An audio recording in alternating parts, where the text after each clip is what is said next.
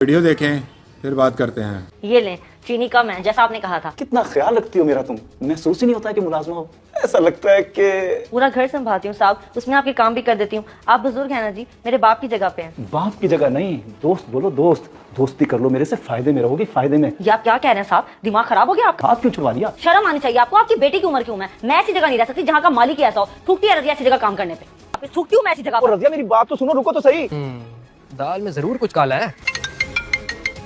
Hello जी अबू। देख ले अब रजिया के काम, मौके की ताक में होती है काम वालियां। क्या हो गया अबू, कौन सा मौका? मैं वॉशरूम गया हूँ, पीछे से मेरा वॉलेट खोले खड़ी थी। मैं अचानक निकला और मेरी नजर पड़ गई। चले मैं बात करता हूँ उनसे। नहीं, कोई बात करने की जरूरत नहीं है। मैंने बेइज्जत करके घर से निकाल दिया है, अब कभी घर में घुसने नहीं देना उसे। ठीक है अबू, ऐसा ही करना चाहिए था। मैं आता हूँ अभी घर थोड़ी देर में। विक्की भाई बुरा ना मनाइएगा, मैंने कुछ बात करनी है आपसे। काम वाली गुस्से में घर से निकल के जा रही थी, अंकल जी पीछे से मिन्नतें कर रहे थे, आवाजें दे के रोक रहे थे। मैं यहाँ से गुजर रहा था, सब देखा है मैंने। मिन्नतें कर रहे थे? और अबू? कमी लोग होते हैं, इज्जत जाने में देर नहीं लगती। अल्लाह हाफिज।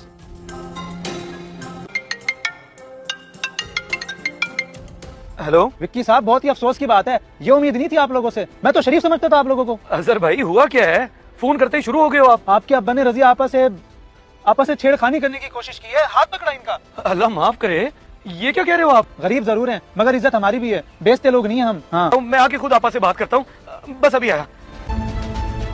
अगर यकीन नहीं आ रहा आपको तो आप हलफ भी दे सकती हैं कि बड़े साहब ने बदतमीजी किया, हाथ पकड़ा इनका। नहीं अजहर भाई, ऐसी बात नहीं है। ये शराफत समझे मेरी साहब कि मैं चुपचाप घर चली आई, वरना मोहल्ले में शोर मचाती है, थाने पहुंच जाती ना तो इज्जत का जनाजा निकल जाता बड़े साहब का। आपा उनके किए मैं बहुत शर्मिंदा हूँ, हाथ जोड़ के माफी मांगता हूँ आपसे। अब ऐसे बिल्कुल नहीं था, पता नहीं क्यों ये सब। बस छोड़ें जी, अभी हाथ वाथ ना जोड़ें। फिर भी मैं माजरत चाहता हूँ, दिल में कोई बात ना रखिएगा आपा। मैं कभी सोच भी नहीं सकता था कि ऐसा होगा। बच्चों की गलतियों पे माँ बाप को तो शर्मिंदा होते देखा था, पहली दफा ऐसा हुआ है कि बेटा शर्मिंदा हुआ बाप की हरकत की वजह से। बेटे बहुत देर लगा दी आते आते, कहाँ रह गया था तू? बाप की गलती का उजाला करने गया था अब्बू। कितने अफसोस की बात है, एक काम वाली। हाँ तो जब चोरी करेगी तो काम से ही निकलेगी ना, चोर नहीं कहीं की। कितनी सफाई से झूठ बोलते हैं, अपनी हरकत पे पर्दा डाल रहे हैं, जरा शर्मिंदगी नहीं हो रही आपको?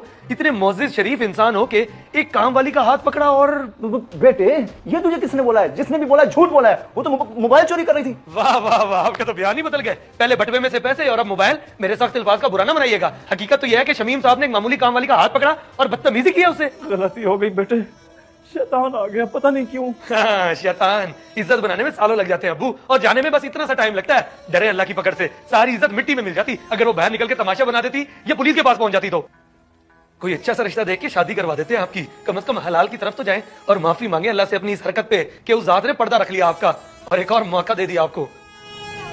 इस वीडियो को देखकर आपकी क्या राय है, कमेंट्स बॉक्स में मुझे बताएं। जज़ाकल्लाह।